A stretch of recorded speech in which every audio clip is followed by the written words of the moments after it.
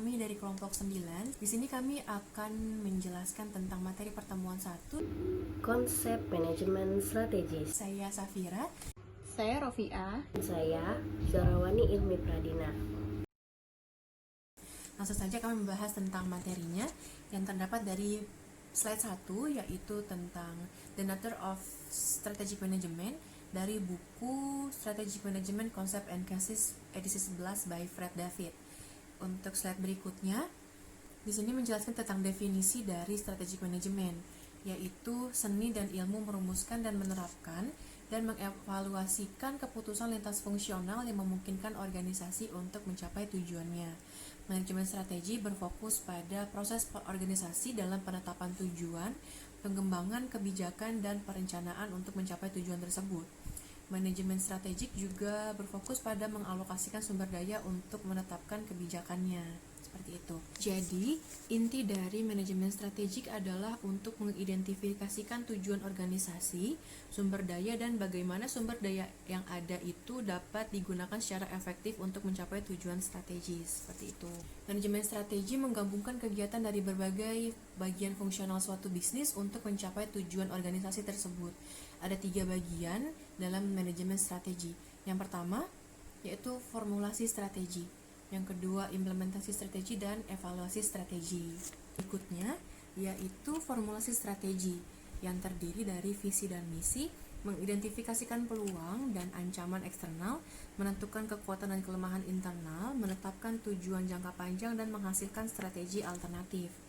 Untuk dari formulasi strategi ini biasanya terdiri dari beberapa seperti pertanyaan yang ada, antara lain seperti bagaimana mengalokasikan sumber daya, apakah akan memperluas operasi atau melakukan diversifikasi, atau seperti apakah akan memasuki pasar internasional. Dan pertanyaan-pertanyaan seperti itu untuk dalam formulasi strategi.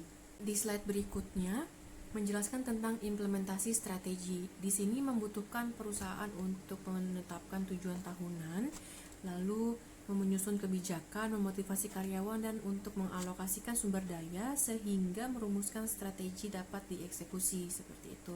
Dari strategi ini juga biasanya disebutkan tentang evaluasi strategi. Untuk strategi ini meninjau faktor eksternal dan internal yang menjadi dasar strategi saat ini. Dan untuk strategi ini juga mengukur kinerja dan mengambil tindakan korektif. Perumusan strategi, implementasi, dan kegiatan evaluasi terjadi pada 3 tingkatan dalam sebuah organisasi besar, yaitu seperti korporat, divisi strategi, atau fungsional.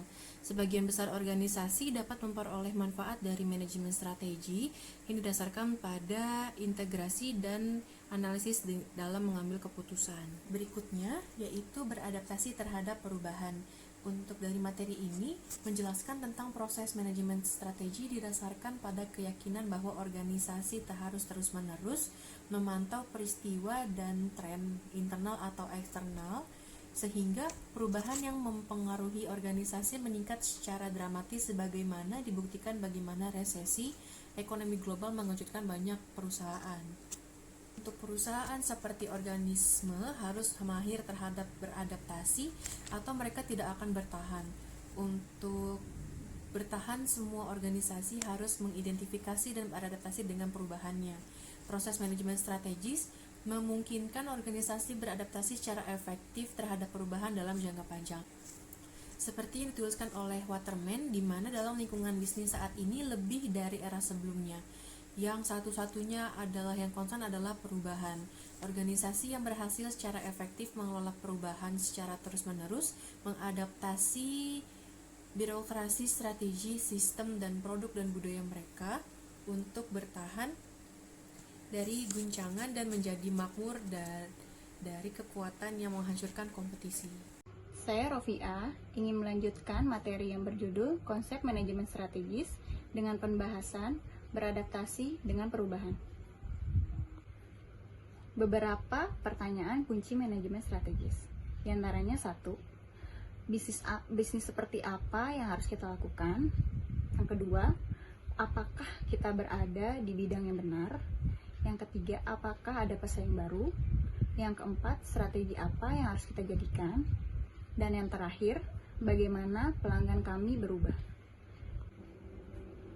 Ketentuan utama dalam manajemen strategis harus memiliki visi dan misi. Visi, bisnis kita ingin menjadi seperti apa, dan misi, apa bisnis yang akan kita jalankan. Selanjutnya, kita harus mengetahui peluang dan ancaman dari eksternal. Ada beberapa analisis tren saat ini yang dapat dilihat dari segi ekonomis, sosial, kultural, demografis atau lingkungan, politik, hukum pemerintahan, teknologi, dan pesaing.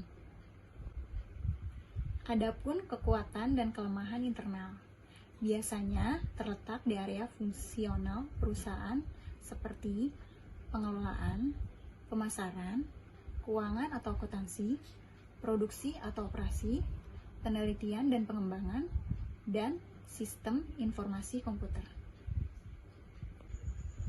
Saya akan membahas keuntungan manajemen strategis serta keuntungan dan kerugian perdagangan internasional. Terdapat dua keuntungan dari manajemen strategis, yaitu keuntungan finansial dan keuntungan non-finansial.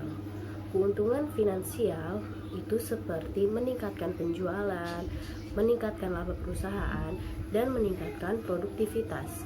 Selain itu, manfaat manajemen strategis non-finansial antara lain meningkatkan kemampuan memahami strategi bisnis kompetitor, meningkatkan kesadaran akan adanya ancaman bagi perusahaan, kemudian mengurangi dampak negatif terhadap perubahan, serta meningkatkan kemampuan untuk mencegah timbulnya masalah. Keuntungan dari perdagangan internasional antara lain meningkatkan keuntungan perusahaan, menjadi basis pertumbuhan ekonomi negara, kemudian mendiverifikasi risiko perusahaan, kemudian meningkatkan tingkat kompetisi pasar, kemudian mempromosikan spesialisasi, meningkatkan ketersediaan barang, dapat memanfaatkan perbedaan kurs. Selain ada keuntungan, di situ juga pasti ada kerugian dari perdagangan internasional. Kerugiannya antara lain risiko perubahan iklim politik, risiko kurs mata uang, perbedaan budaya pembeli, risiko hutang dan mengganggu industri lokal, risiko pelanggaran hak cipta, risiko depensiasi terhadap negara lain, dan yang terakhir adalah risiko eksploitasi sumber daya. Sekian materi yang dapat saya sampaikan. Terima kasih.